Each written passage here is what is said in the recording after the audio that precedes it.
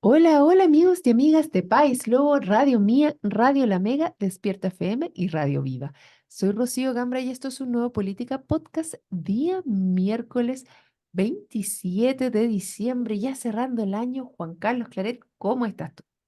Hola Rocío, gusto en saludarte y como cada miércoles no puedo dejar de hacer expresa mención a quienes nos escuchan no solamente en Osorno, sino también en Río Negro y también en Puerto Octay. Estamos exactamente a un día del Día de los Inocentes, así que qué bueno que no vamos a conversar mañana jueves, porque si estuviéramos conversando el jueves no nos van a tomar, no nos van a tomar en serio.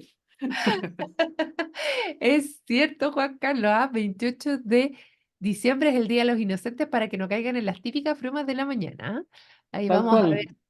qué es lo que va, claro, qué broma se le va a ocurrir a alguien, quién va a ser el más bromista. Oye, y de broma, y entre broma y broma, la verdad se asoma, Juan Carlos. Yo esta semana a todos nuestros panelistas de el Política Podcast los he invitado a hacer una reflexión sobre este cierre de año. Y a ti, no eres, contigo no va a ser la excepción. Voy a invitarte a reflexionar y que nos digas cuál fue el evento que te marcó políticamente, porque este es el Política Podcast, no familiarmente, este año, querido Juan Carlos Claret. Mira, no está sencillo responder esa pregunta porque este año ha sido largo y bastante noticioso. Eso, de hecho, la otra vez, la semana pasada, estaba con mi esposa recordando comienzos de año y mi esposa me decía, no, pues si eso fue hace 2 años. No, no, no, le decía, si esto fue en marzo de este año. O sea, hay una sensación de que esto ha sido largo en gran medida porque ha sido un año agotador también en lo que tiene que ver con la discusión pública, la cosa pública, la república, digamos. Así que en ese sentido... Yo con lo que me quedo, porque creo que marcó un antes y un después y marcó el comienzo de una decadencia, yo creo que para mí el hito del año no tiene que ver, a diferencia de Héctor, que lo señalaba como el plebiscito del pasado 17 de diciembre, sino que para mí el hito noticioso en lo público, digamos, que marca el 2023, es la elección de consejeros constituyentes el pasado 7 de mayo del año que está terminando. Para mí, ese es el gran hito de este año. ¿Y por qué, Juan Carlos, por qué lo sientes tan así, este hito?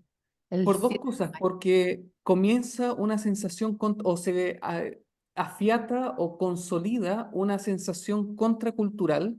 Veníamos con la idea de hay que hacer cambios constitucionales, hay que cambiar las reglas del juego. La izquierda estaba todavía masticando la derrota del 4 de septiembre del año pasado y de repente nos encontramos con el primer dato duro. Republicano gana una amplia mayoría, más del tercio, dentro del Consejo Constitucional, ponen, si bien no pueden poner, digamos, la música de la fiesta, sí pueden vetar, sí pueden excluir música, y ese triunfo, a mi modo de entender, fue la lápida de la derrota para ellos. Hay ocasiones en la vida en la que ganar puede significar una gran derrota, y yo creo que lo que ocurrió ese día, al entregar la ciudadanía, un respaldo mayoritario al Partido Republicano, terminó, digamos, en último término, de tirarle un salvavidas de plomo, porque particularmente ese sector atribuyó ese triunfo electoral como un respaldo político,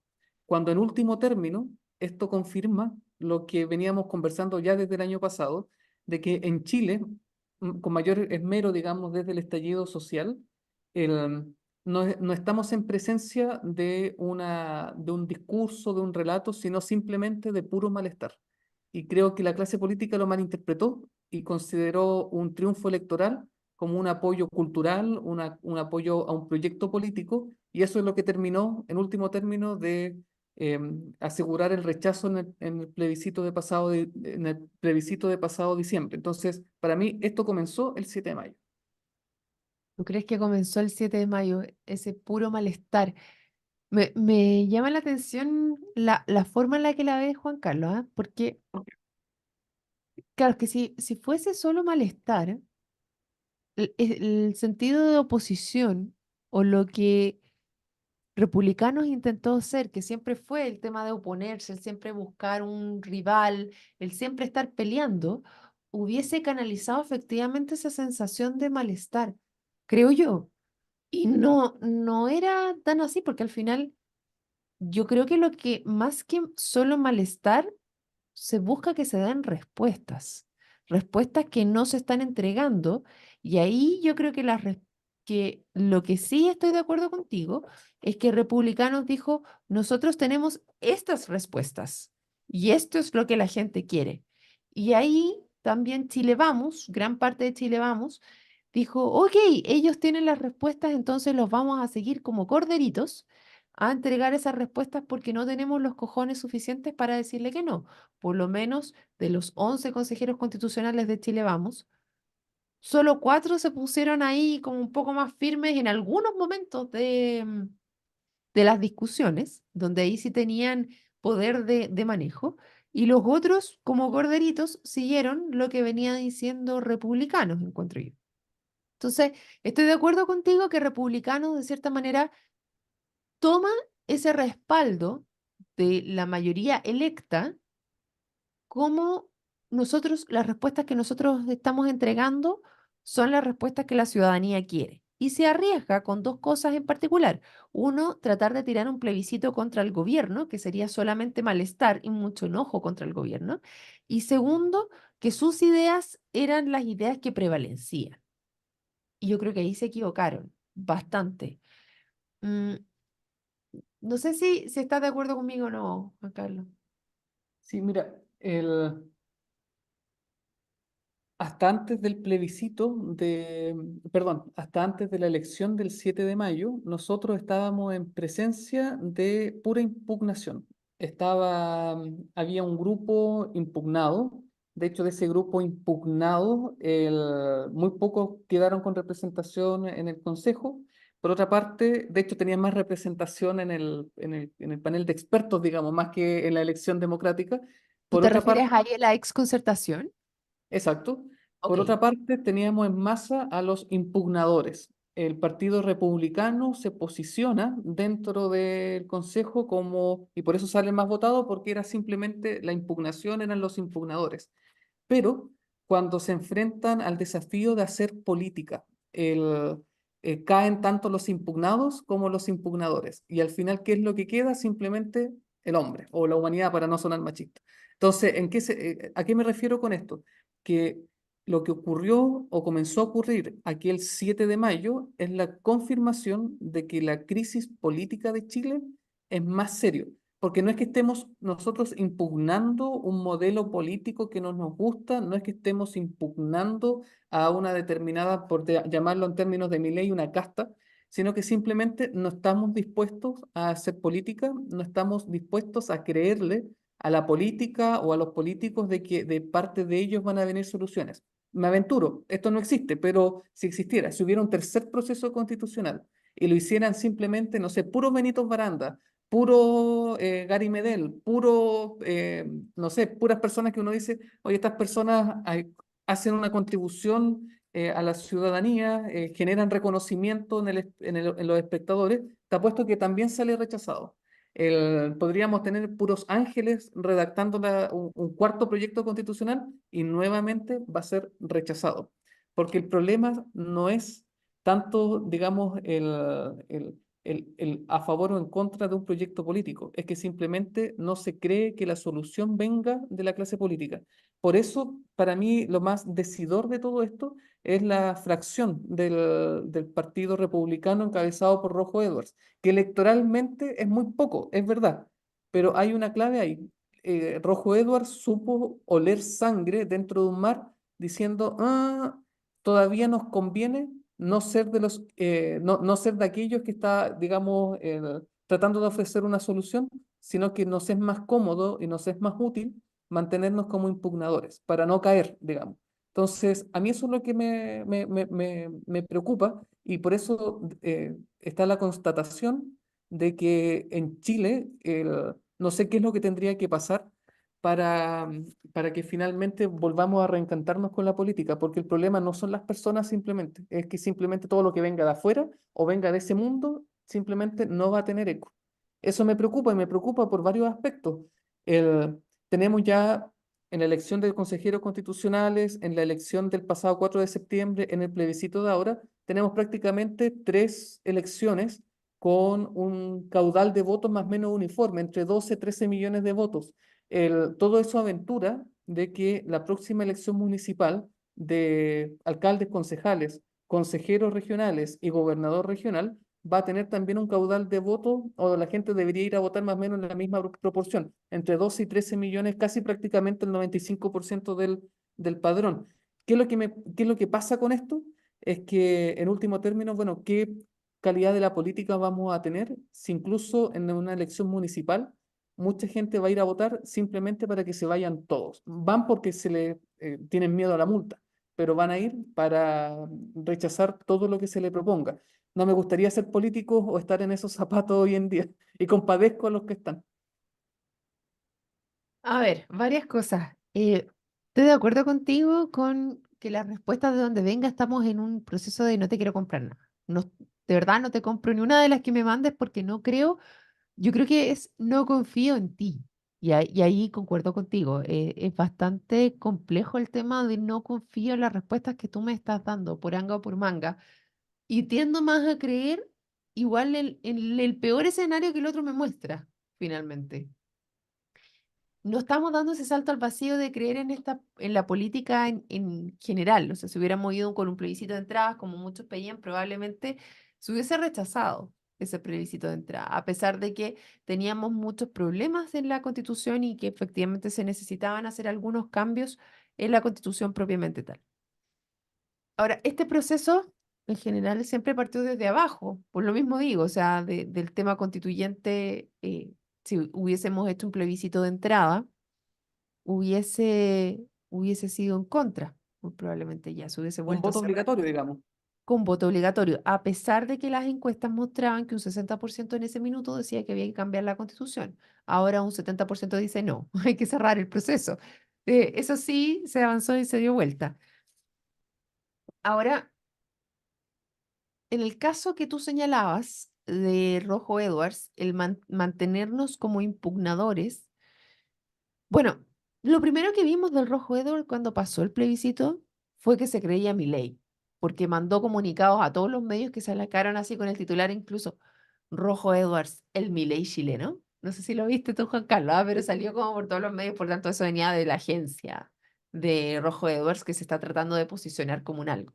Pero yo no creo que Chile esté al nivel de Argentina para ir a ese nivel de impugnación. Tampoco creo que el Rojo Edwards tenga ese nivel y sea lo mismo, o sea, mm, demasiado forzado para mi gusto. Yo digo, si estamos hablando de mi ley, hablaría más del estilo Axel Kaiser que del impugnador per se que estoy en contra de todo y creo que el Rojo Edwards es más como que solo le funcionaría estar en contra de algo que efectivamente venir a proponer un algo, porque a la diferencia del Milei, sí él se preparó mucho tiempo para hacer una propuesta real. O sea, yo cuando empecé a escuchar de Milei el año pasado, él ya venía haciendo un recorrido bastante largo respecto a principales problemas y a tomar un equipo detrás, cosa que veo muy lejos al Rojo Edwards y solamente lo veo como un oportunismo político, específicamente. O sea, no lo veo por ninguna parte, aparte de sus sueños, ser una especie de Milei. No sé si ahí estás de acuerdo No, conmigo, no, Juan Carlos. no, yo me refería e hice alusión a Milei en el sentido de hablar de casta, no que esté comparando a Rojo Edwards con Milei, porque efectivamente no da. Estoy de acuerdo en eso. No va, ¿cierto? Ya. Ok. No da. Estamos de acuerdo ahí. En algo estamos de acuerdo. Eso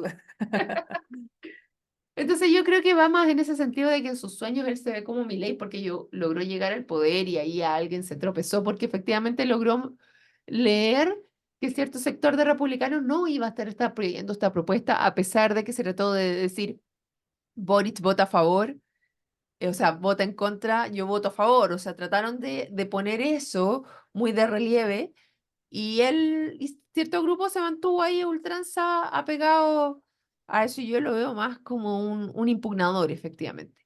Y como tú bien señalabas, Juan Carlos, el que llega solamente con la lógica de impugnar algo, no viene con una propuesta de, por lo tanto, rapidito se le acaba la mecha, como lo que le pasó a Boric.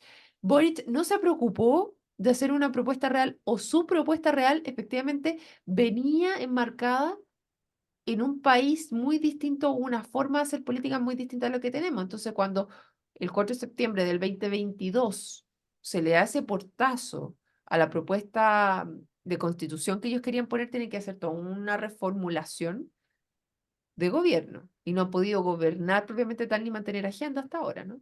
Sí, el gran drama de los impugnadores es que después se transforman en impugnados. Eso es así, digamos. En política uno podría decir que esa es la lógica de los cátaros, estos grupos, estas sectas, digamos, que existieron por la Edad Media, donde eran muy puritanos. Entonces, claro, eran por juzgar mucho el de afuera, la misma vara se les devolvió. Mm. Y en ese sentido no hemos podido avanzar mucho. Ahora, quedan 2 años de este gobierno, Juan Carlos. Tiene un respiro, efectivamente, con el resultado del plebiscito ahora.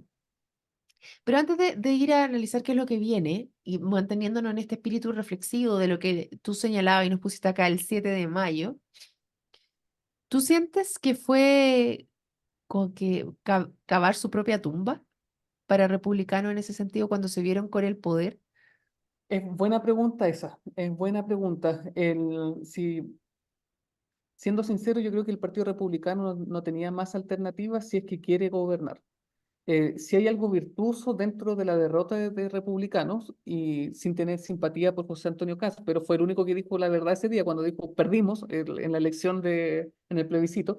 El, yo lo que le reconozco dentro de esa virtud es que hubo un intento, aunque no resultó, pero de demostrar de que se puede no solamente estar en contra de algo, sino que a favor de algo. Uno puede estar, yo no estoy de acuerdo en varias cosas en las que quiere construir el Partido Republicano, pero por lo menos ese tiraje, ese tiro al vacío, ese paso al vacío era necesario.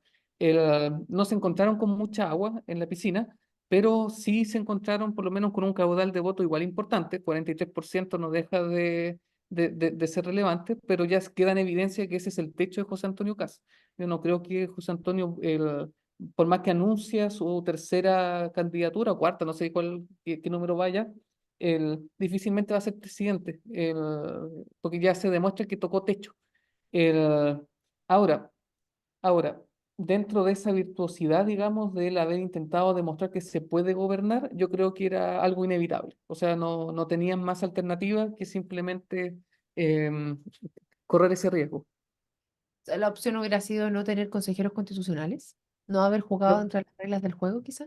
sí, o mantenerse diciendo un segundo proceso es innecesario, como fue siempre el discurso del Partido Republicano. El Partido Republicano no quería una nueva constitución. Ya, pero ahí hay un tema, porque si hubiese seguido en esa lógica, por ejemplo, el partido de la gente no tuvo ningún nivel de protagonismo, les fue muy mal y desaparecieron y se mantuvieron igual en esa lógica. Igual corrieron, ¿ah?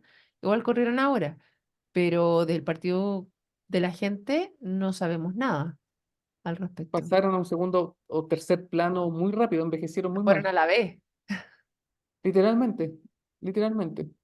Mm. Pero ahí yo no sé si del mismo modo que el Rojo Edwards no es comparable con Milei, yo no creo que al partido de la gente le dé como para ser comparado con el partido republicano. Por una razón bien sencilla, el electorado del Partido Republicano tiene más raigambre cultural en el territorio, más que el partido de la gente. El partido de la gente, ¿a quién aspira o a quién trata de llegar? A la clase media emergente, New Rich. Es más o menos ese el perfil. De hecho, los voceros siempre se perfilan así como con no sé, autos lujosos, cosas. Entonces, trataban en la imagen, en lo que se proyecta, tratar de como algo aspiracional. En cambio, el Partido Republicano tiene una raigambre cultural más centenaria dentro del territorio nacional. Es más fácil conectar en su Mm. electorado, o sea, es más fácil para sus líderes conectar con el electorado, más que el partido de la gente que no se sabe muy bien a quién apunta o quiénes son los rostros detrás de esa aspiración, digamos. Sí, se desmembró rapidito, es cierto también, pero una vez que a lo que iba es que cuando no estás dentro del juego, cuando no estás sentado ahí dando tu opinión, tiendes a desaparecer y puede haber un ruido como subterráneo, pero yo creo que en ese caso se apagó la mecha rapidito.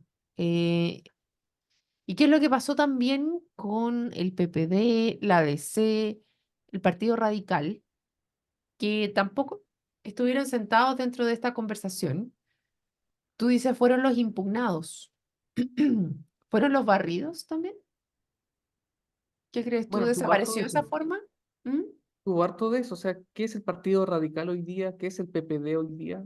El, me entra la duda. Sí, yo creo que se fueron más que a la vez.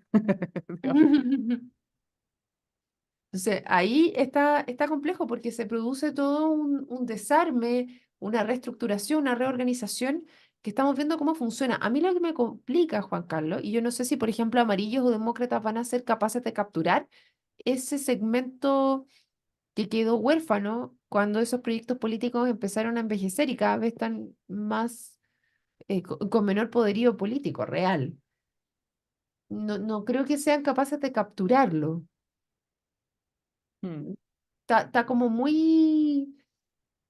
caigo en el pesimismo, ¿ah? En el programa pasado, el día martes, traté de quedar arriba en la tecla, decir, bueno, por lo menos aprendimos de esto, no se violaron los derechos humanos sistemáticamente, logramos aprender de que la vía institucional era la forma.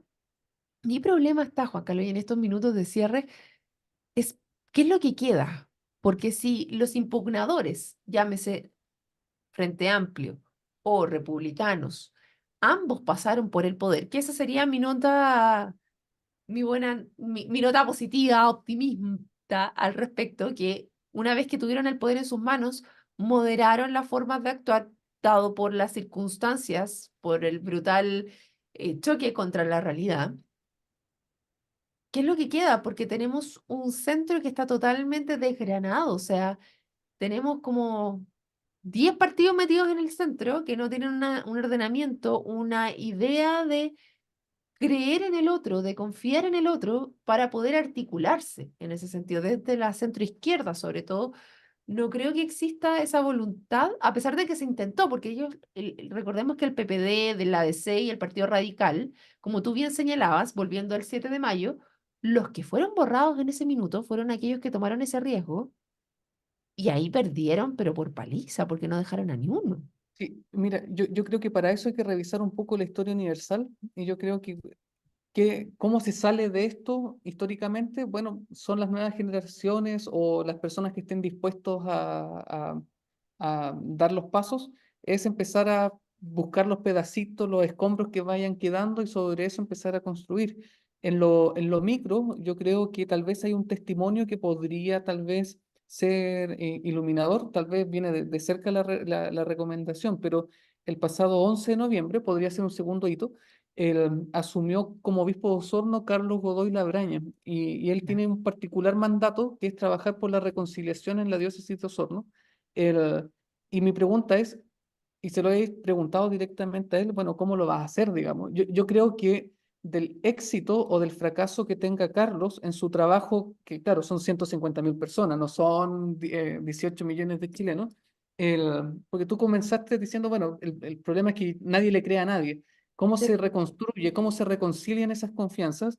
Yo creo que podría haber un laboratorio político interesante en Osorno. No en el sentido partidista, no es que se quiera hacer proselitismo, pero a lo que voy es de los pasos de esta persona en Osorno y del éxito o el fracaso que tenga, podemos sacar lecciones para llevarlo más allá, digamos, del ámbito religioso, ver, digamos, cuáles fueron las fórmulas, si es que resulta, digamos. Mm. Porque lo que ocurrió acá en Osorno, yo igual estoy dando paso en esa reconciliación, puede ser un laboratorio pequeño de lo que ocurre a nivel nacional. Yo creo que tal vez ahí podríamos tener algo cercano que observar y sobre el cual poder sacar lecciones más allá, digamos, de la institución a la que se refiere. Sí, me quedo con eso, Juan Carlos, de todas maneras. Yo creo que es un tema de voluntad para poder reconstruir confianzas cuando ninguno se va a ir, porque todos nos vamos a seguir manteniendo en este país. En el programa de ayer hablamos que después de 50 años todavía hay confianzas que no se crean. Se supone que esta vuelta larga de 4 años nos permitió no romper eso, justamente. ¿Será más fácil ahora reconstruirnos, dar un paso al lado y de sacarnos esta chaqueta de los estereotipos y decir, bueno, voy a partir yo confiando en ti? ¿Podremos empezar así el 2024? Es una Vamos, buena pregunta esa. vamos a ver y se las dejamos tiradas a ustedes que piensen también.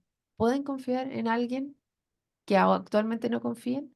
En alguna manera dar vuelta a esa página y volver a encontrarnos. Y con esa invitación terminamos el programa de hoy, Juan Carlos, y los dejamos invitados para mañana a otro Política Podcast. Chao, chao.